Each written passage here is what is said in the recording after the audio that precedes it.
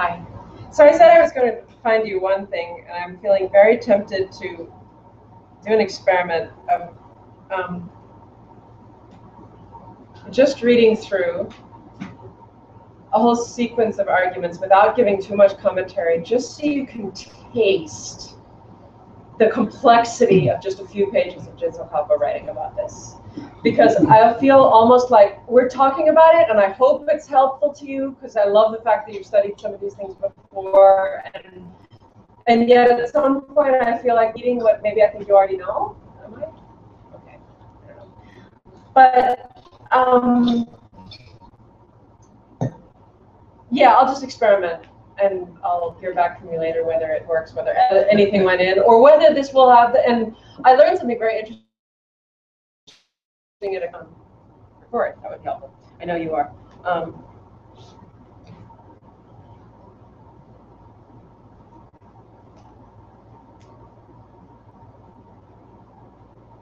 I learned something very interesting at a conference last month. It was the Sudra Tibetan Translators Conference. We had a lot of discussion about the idea of lung, as in oral transmission, and is it necessary? And once you have a text translated into English, is there any point in having a lung anymore? Who gives it? Is it the Tibetan, who doesn't even read English, who has to transmit the lung? And so, and I heard from some very trustworthy sources that it's the translator who gives the lung.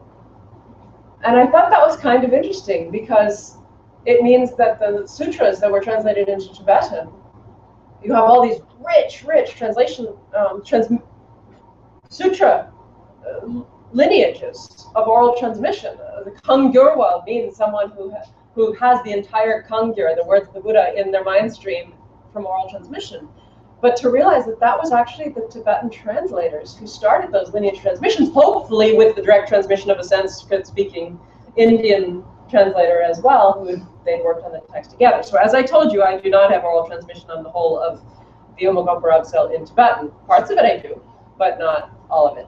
So take it for what you will. This is not intended as an oral transmission. It's just to plant some seeds, I hope, of these ideas and the complexity, as I say, of how Jitsu Kappa talks about it. And I'll add my own interpolations that I put in the text. Now in the commentary, and he's referring here to Chandrakirti's auto-commentary to the elimination of, or to entering the middle way. When expressing what the mind-only school believes, it is stated many times that, quote, nothing outer exists, and that, quote, a beheld thing, i.e. that which is beheld by consciousness, that could ever be of a separate substance from consciousness does not have the slightest bit of existence. So you've heard that before. An apprehended thing or a beheld thing can't exist with separate substance from consciousness. That should be familiar. So he's saying exactly that phrase in its very formal sense. But then Jitsu Kappa comments, with respect to a lack of something beheld that could be form in the rest, the distinction is stated that specifies it to be X as separate from consciousness. So what that means is whenever it says form in the rest, i.e. the rest of the heaps, it means as separate from consciousness. It's not saying form does not exist, period, or full stop.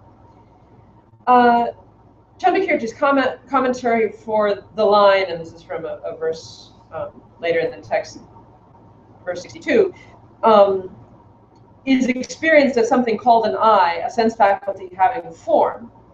Commentary for this line, it is experienced as something called an I, a sense faculty having form, states that a sense faculty of the I that is separate from consciousness has no existence. Thus, Chandrakirti applies a distinction to the thing being refuted, as before. And this is a key phrase for Jitsu Kappa, that he wants everyone to realize. Sometimes Chandrakirti uses a phrase that specifies what it is that's being refuted, the gaccha, the thing to be denied, and sometimes he just refutes it, but doesn't narrow what it is that's being refuted. So you can say outer form doesn't exist, and in parentheses you need to remember outer form that could be separate from consciousness doesn't exist. But suppose you think, is there a reason to? I love the way that Jitsu Kappa sometimes just, it's so lucid. He says, suppose you think, is there reason to believe it was this way for the mind-only philosophers themselves? Like, were they adding that distinction to the thing if you refute it all the time? Or is there reason to affirm the statement that, quote, the five of visual, form, sound, smell, and the rest, along with the five physical sense faculties, do not exist without applying such a distinction? So point blank, is this what they meant?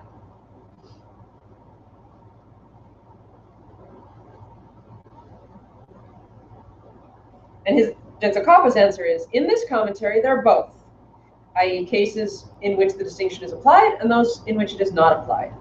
Nevertheless, insofar as there are many instances where he, Chandakirti, applies a distinction to the thing being refuted with respect to refuting growing, i.e. can't grow through, by definition, in every case where it is not applied, he still carries it along implicitly.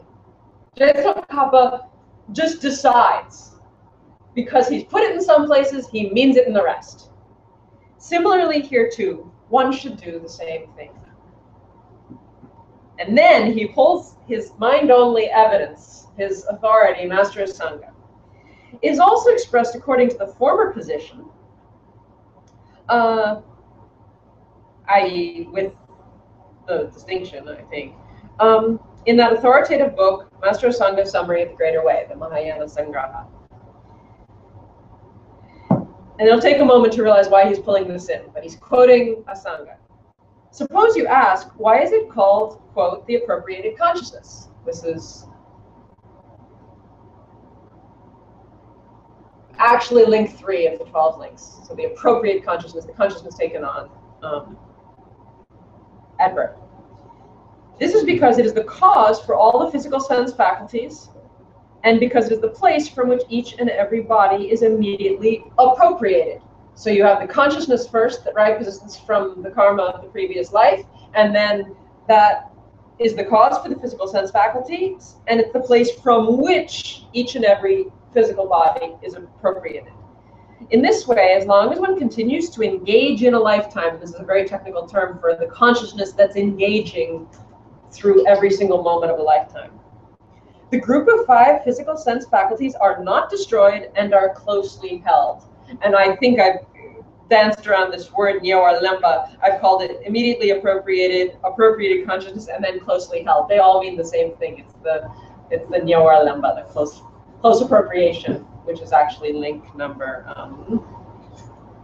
9.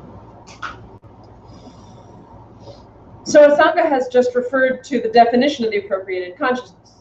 And then Asanga did that. And then Jitsakapa also quotes Asanga as saying, whatever seeds there are for the vessel of the world are shared in common. We had that last night.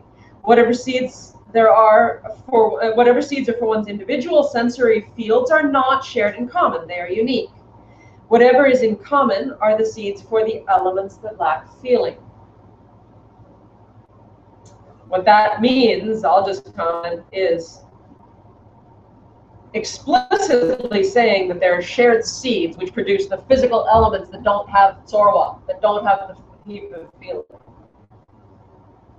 So explicitly saying that the physical world that we share in an environment doesn't have feeling, doesn't have consciousness. It's elements that lack feeling, but they are coming from collective seeds. But why has Jitsakapa just brought in these 2 quotations and answered to his argument before? You can imagine how complex this is as a translator. You're like getting these fragments of ideas, and you don't even know how to translate them until you figured out why he's actually bringing them in.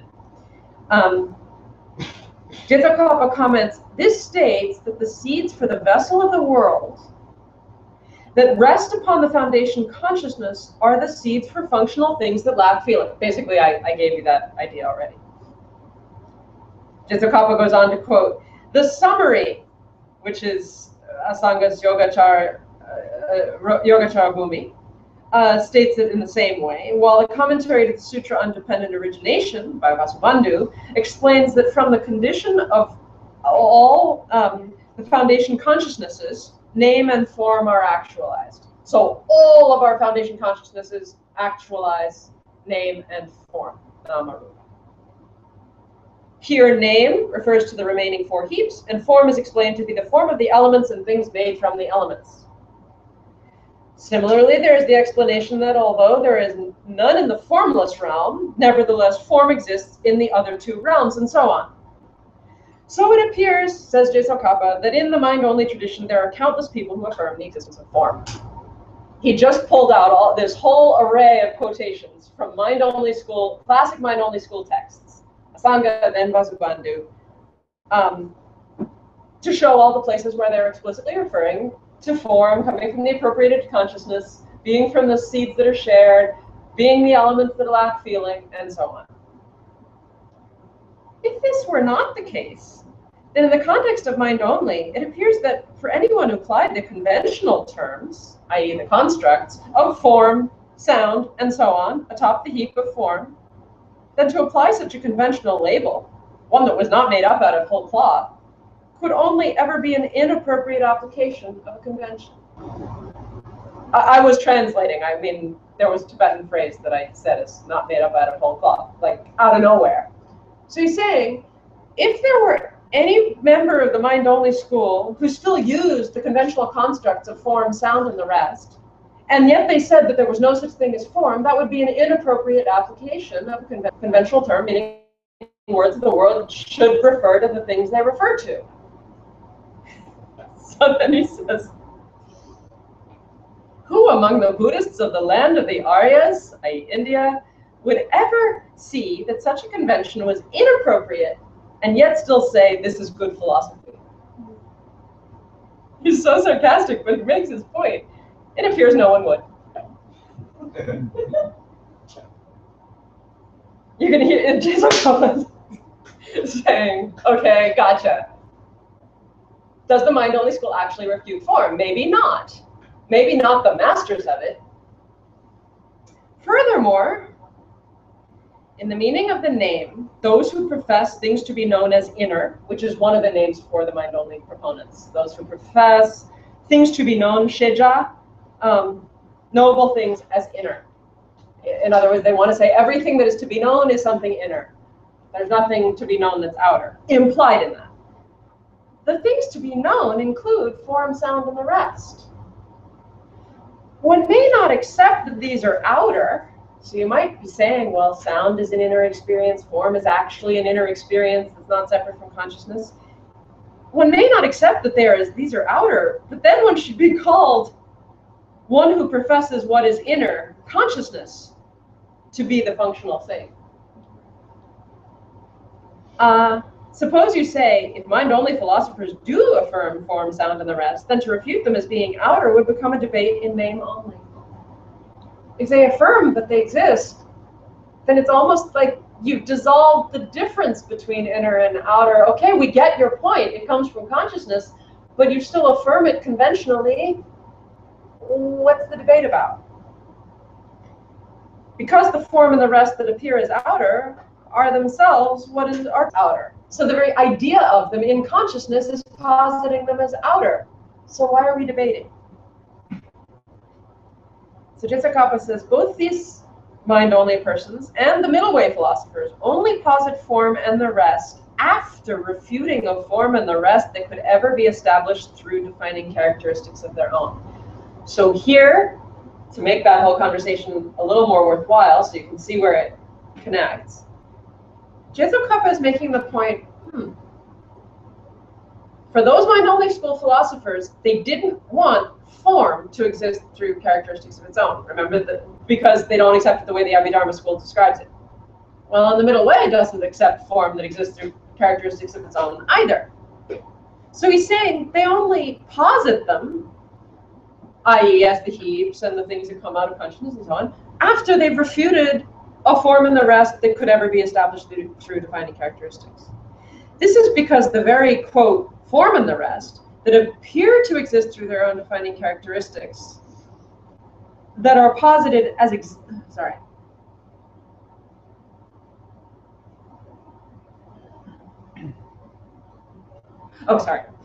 This is because it is the very form and the rest that appear to exist through their own defining characteristics that are posited as existing through their own defining characteristics. I messed up the grammar even in reading it. What that sentence is saying is, to an ignorant mind that sees form in the rest and thinks it exists, ignorantly, without examination, it thinks it exists through its own defining characteristics. So it's the very form and the rest that appear that way, that are posited that way. And so what the mind only and the middle school are both doing is refuting that they could ever exist that way, and then they can posit them in a new way after that. And then he says again, it's like the saying, to debate about whether or not they exist is to debate about a name. And there's a possible carving error there that I had to do a footnote, and I almost like the other version better, which would be to debate about whether or not they exist is to debate about something that does not exist. Because you're talking about a gotcha, you're talking about form and the rest that exist through defining characteristics of their own, and both schools in that case agree that they don't. For those of you who are interested in Tibetan, that's where Mela Tsopa or Mingla Tsopa makes a big difference. And it's just like it's potentially a carving error, and you have to figure out from context which do you think he meant. Since this is Jetsun Kappa, since this appears to be a great point of difficulty in both philosophical systems, not only is the method of the middle way difficult, but this tradition of mind only is too. I don't know why this moves me so much. It's like to see Jetsun Kappa grappling and realizing this mind only system isn't as easy as we think. He doesn't want to stereotype it. He doesn't even want to stereotype it as being what Chandrakirti depicts it as. He wants to defend Asanga wasn't dumb. That's why he's saying, who in the land of the Aryas would think inappropriate convention? Oh, this is good philosophy. He's saying Chandrakirti is not dumb. Asanga is not dumb either, and neither is Vasubandhu. And probably none of the people who espouse the mind-only school either. So he says, the method of the middle way is difficult, but this tradition of mind-only is too. If you refute what is outer, then form and the rest have to go out of existence too. If you establish form and the rest, you will see that you have to establish them as outer, because what other form would there be but outer? And the rest here is referring to form, sound, smell, that which is tasted. It's the object of all five senses, all of which, in a sense, belong to the heap of forms. So that's why it's a little confusing when you say form and the rest. It means the object of the eye consciousness, and ear consciousness, and so on, but all of them belong to the heap of form. So he's basically saying, if Master Sangha talks about form, he's got to be establishing it as outer, because there's no such thing. Well, there is such a thing as inner form, what we feel inside our skin, the organs of the body, and so on. But that's not what they're talking about when they're referring to the vessel of the world. And he is repeatedly quoting mind-only texts that refer to the vessel of the world being produced by shared karma. So he says, this is difficult, but out of fear of saying too much, I will not write about it further. It's excruciating how many times Jetsun Kappa says that. If he had not said that, he probably would have written 200,000 pages instead of 100,000 pages. It's it. Yada ka chan mangwe jikne machiso. Mangwe jikne machiso means out of fear of prolixity, I will not say more. Since what I explained before is what is set forth in the classical texts, I will expound it here. And now he's actually paraphrasing Chandrakirti because we're on to the next verse. You get the sense of when Jetsun Kappa is closing out on a section, and now we're on to the new section. But it's still relevant to everything we've been talking about, so that's why I'm going through this. Therefore, whatever essence is established through its own nature as being something dependent on others, shenwang, dependent thing, without a doubt, you must affirm that it exists. Here's why. This is mind-only school position. Since functioning things that are beheld and that do the beholding exist only nominally, you must affirm the dependent things in order to accept that there is something that will act as the foundation of nominal things and as the cause for the entire web of connections that hold them to be of separate substances and so on. So that is one sentence where Jetsun Kappa says everything that you learned in course 15 about the three natures. I'll say it again, because it's so beautiful, especially like in class 4 or 5 of course 15. Geshe Michael says sentences like that so many times over. It's like you're trying to process it, and then to realize he's just channeling Jinzo Kappa as he says it. Since functioning things that are beheld and that do the beholding exist only nominally, so functioning things, form and the rest, what's beheld, the consciousness that does beholding, you might say they exist nominally as separate. The separation of, let me check them. He's probably just,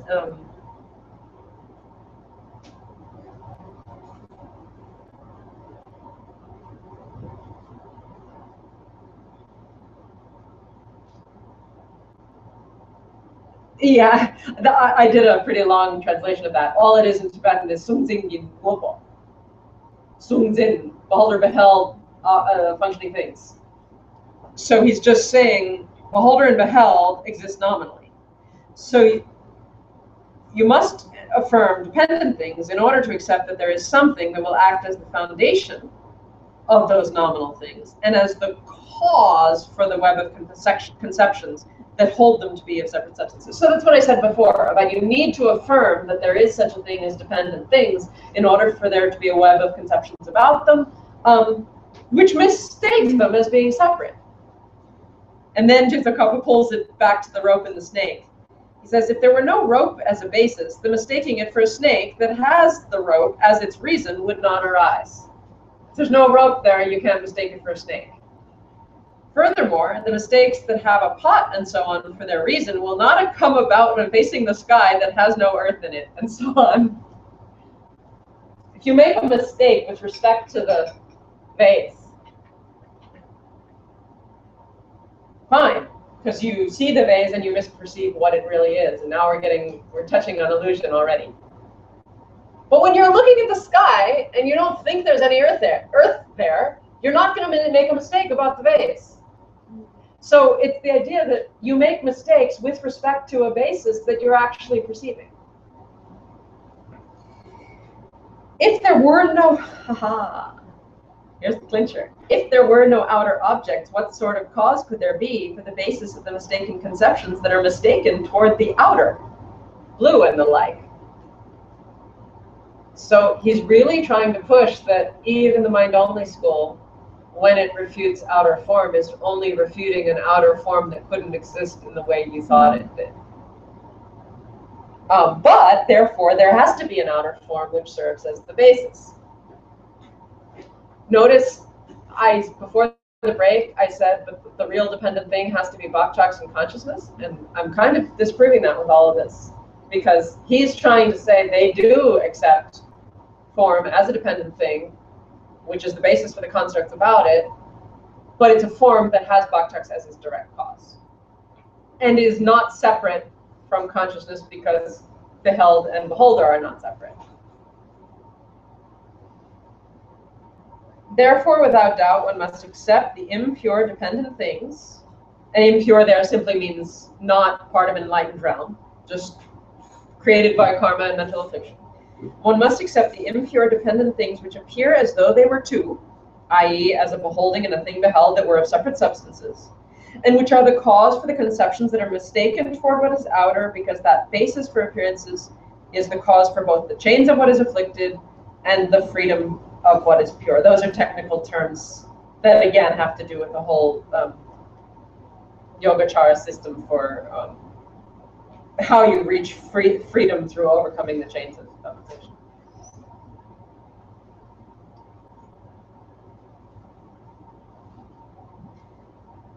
I'll keep reading. Please try to bear with me. According to both the middle way and mind-only systems, it appears like this to every living being. The basis for insisting that which you insist must be truly the way it appears to be is empty of the very object you insist upon. Jinzo Kappa is affirming this is the same in both the middle way and mind-only systems. The basis for insisting is empty of the very object you insist upon.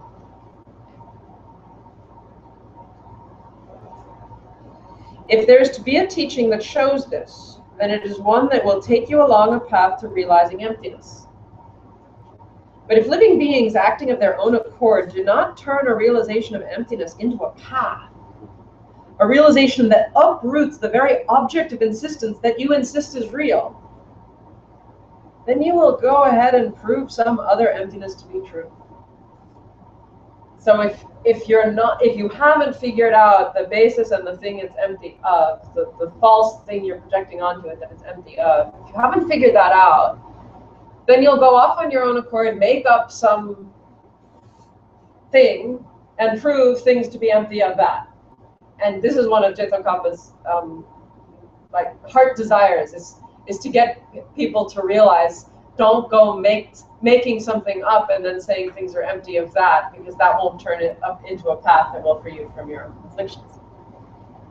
Since it will never go to act as an antidote to either the gross or subtle forms of insisting on things as real, in which you have been submerged since time without beginning, your exhaustion will bear no fruit. Therefore, quote, that upon which, and this is the phrase from above, means that the dependent things which appear as two, appear as having a beholder and a thing beheld that are of separate substances. The mental construct of the object you insist upon, which holds things to exist in the way they appear, is what is not. And these again are key phrases. So it's that upon which is the dependent things which appear as two. The mental construct of the object you insist upon is what is not. By the way, how many people have heard Geshe Michael teach on the two husbands? Yeah, so fairly familiar. I won't go into the whole story, but I want to relate that here, because he's teaching this when he teaches something like that. He's saying the husband in the room that didn't come from you, i.e., and I'll try to be delicate about this, and Geshe Michael, forgive me if I'm misinterpreting it. The appearance of the husband that is yelling at you for no reason, that doesn't have to do with your karma. That would be a beheld thing that is separate from your consciousness that was arising from the karmic tendencies ripening in your mind. You see how this is connected to what we said last night? Seed planted in the past ripens into your mind, ripens into the appearance of the person yelling. And so the husband that didn't come from you is what is not in this phrase here.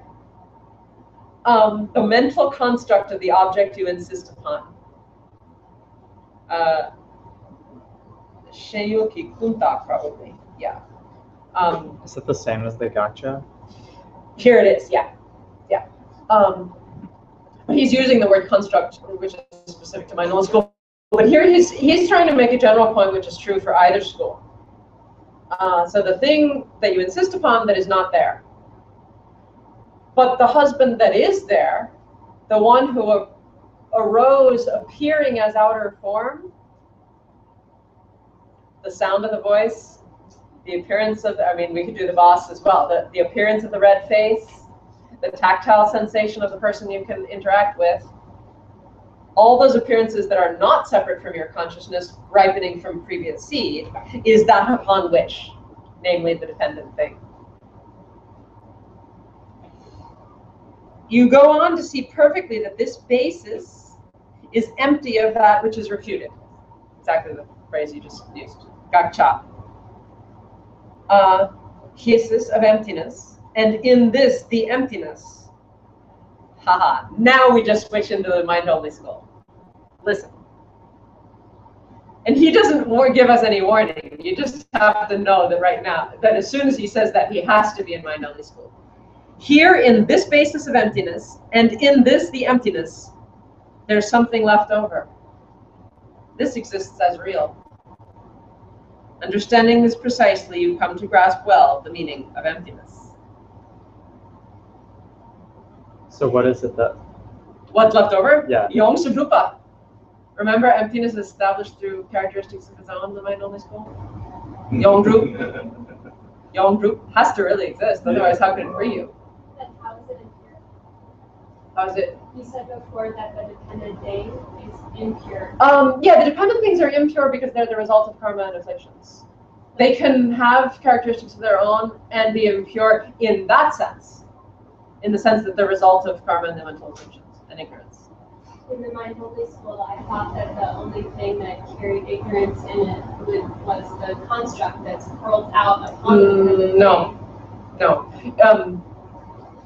Because in mind-only school, there can be real things that are still deceptive reality insofar as they are not what you see when you see emptiness directly, but they exist through characteristics of their own. In that sense, they're ultimate reality. And it's a really messy thing where, and I actually did read all of this in Tibet in the section of the Essence of Eloquence, where Tsongkhapa uses a text to show how the world of afflicted things is both deceptive reality and ultimate reality taken in two different ways. I'd rather not get any deeper into that now, but just so you know, there's a big ambiguity there that he gets into, and it has to do with this very word impure. Thank you for reminding me of that, which has to do with they're impure because they're produced by karma and the afflictions, and it's not what you see when you see emptiness directly.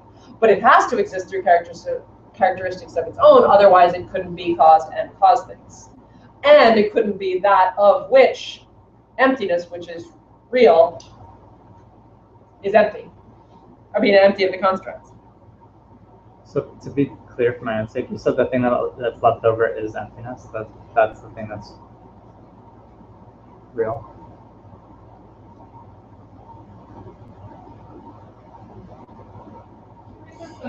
Yeah, I will. And I almost think he means dependent things right here. I almost think it means dependent things. Here in this basis of emptiness, and in this the emptiness, there is something left over. This exists as real. Understanding this precisely, you come to grasp well the meaning of emptiness. And frankly, I think in a mind-only school context, that this is real is consciousness. It's like the non-dual consciousness that you expand into. I don't want to emphasize it too much because it's not actually where we're going.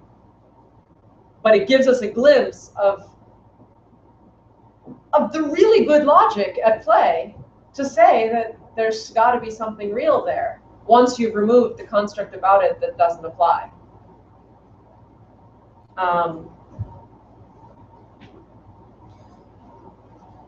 Just a bit further. Those dependent things, and notice actually he goes straight from that sentence to those dependent things. So I do think he's referring to those dependent things. Those dependent things, insofar as they lack an outer object that is held, come into being only from tendencies. Yeah, I think this is the key, the clincher. Let me see how the Tibet goes. He's just done a quotation, which I know is I've seen in a mind-only school text. So, since you know well how this exists perfectly, this is the meaning of emptiness, and you grasp it well. Those dependent things, that's a pretty good clue to me. Those dependent things, insofar as they lack an outer thing that is held, come into being only from tendencies. So that's the sentence I actually went to find for you. That he explicitly says dependent things only come from karmic tendencies. Bakcha. Who did you say? This is Tsongkhapa now. This is Tsongkhapa now. They, the dependent things, exist through their own nature. And they exist ultimately according to this school. Now he's telling us according to this school. I.e. with a nature that is not the object of all or every elaboration that could ever be made about them in words and concepts. That's the same idea we've already had. That's that dependent things exist through their own nature. They exist ultimately according to this school with a nature that is not the object of the elaborations made about them in words and concepts. This is because one beholds an aspect that is not directly construed by outer or inner manifest expressions. And manifest expressions is a fancy term for these the the constructs, the mental words that we label upon things.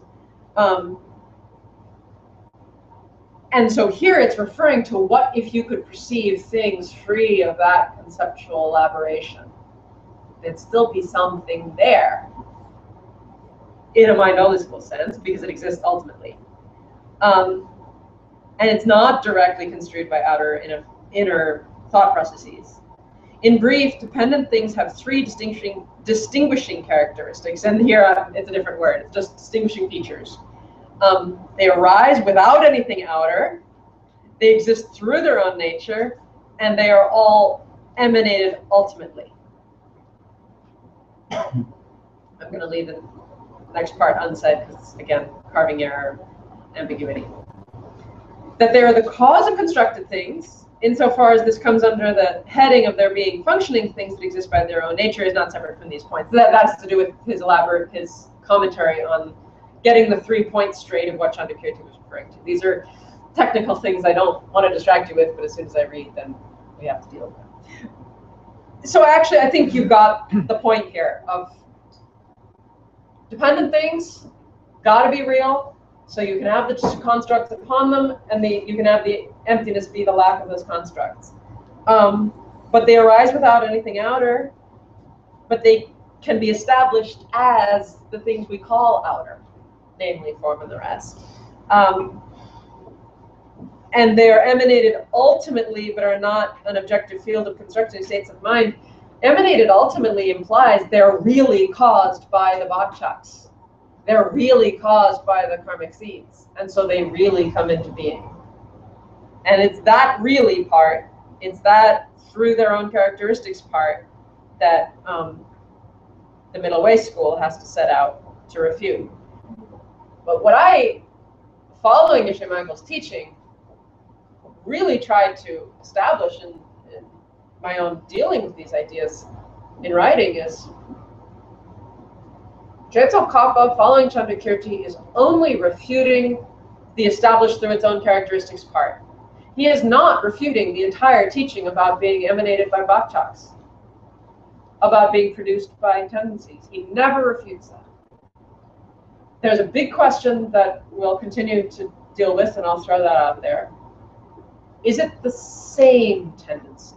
So it's very clear in the mind-only school that a single tendency turns into the sense faculty, the consciousness, and the object perceived.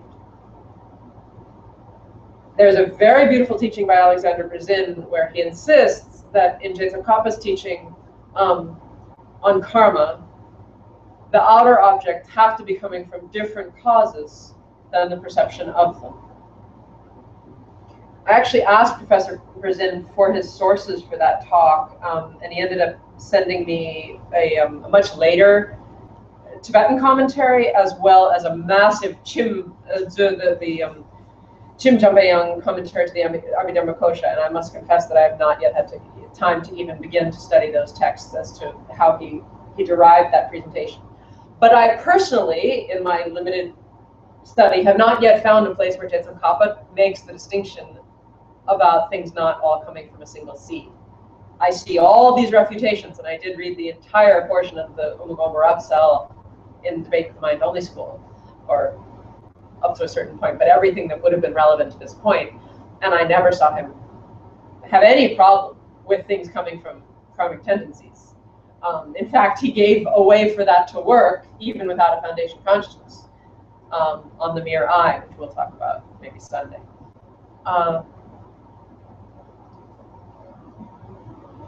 But in everything that follows, that we'll begin with tomorrow morning, and comparing with dreams, he's really strong about there needing to be an outer world that is empty of inherent nature, but is not simply the same as consciousness. And I'm not clear whether he would ever refute even the part about not of separate substance, because he doesn't refute the idea of it being caused by karmic tendencies. But he doesn't like the idea of saying that it's all ultimately consciousness. Saying. But he's certainly not saying it comes from its own self or own side. And in the end, this is why Jetso Kappa's analysis of the glass of liquid, got the liquid here, with the beings from different realms all looking at the liquid, I think ends up being the clincher for Jetso Kappa's own view of what is outer and how karma produces our individual experiences of a single object that is actually established as outer. So I'm kind of having fun. I mean, I hope it's fun for you as well, to just get a glimpse of the whole context that argument appears in this very book. Because Jetso Kappa doesn't really give it as his final answer about what does established through its own characteristics mean, or his final answer as what does projected through force of karma mean. But he ends up in 2 pages giving an answer so unique that the Gelug tradition has spent the last 600 years trying to understand it. And for me, it ends up being the only answer as to how you can have an outer world that is mutually established, and yet each being's karma is producing our individual perceptions of it, and yet not have a world where everybody's just in their own dream. So please stay tuned. We'll do dreams, we'll do flowing water, or empty liquid, however you want to talk about it, which again is the same teaching as the pen. I mean, at a certain point, Geshe Michael simply thought it was easier to talk about a pen than a glass of water or a river of pus and blood. But the river of water or the river of pus and blood turns into the pen of the Chutai, by the way. So that is exactly what we'll be analyzing in going to Jetso Kappa's presentation of that, which is not the one that appears in ACR Course 5. Geshe Michael used a later Tibetan commentary on it, which is actually more elaborate, has many more debates in it. But there are a few things Jetso Kappa said that I would really love to share. So try to gather your mind and thoughts back in your heart.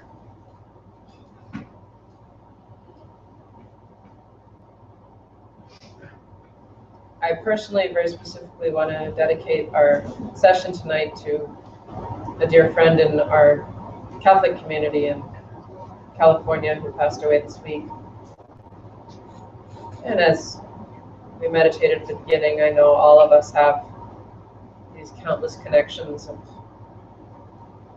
people in need, people in transition, people in the intermediate state. So if this knowledge is that which will ultimately free us from the fetters of life and death itself, may our thoughts, may our efforts to understand go out to all these beings and somehow benefit them.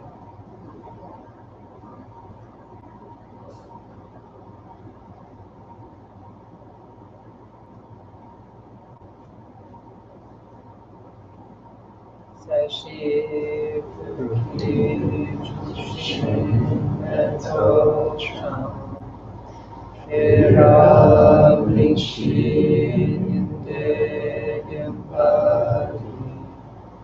Sangye Shindu Mikte Ulvari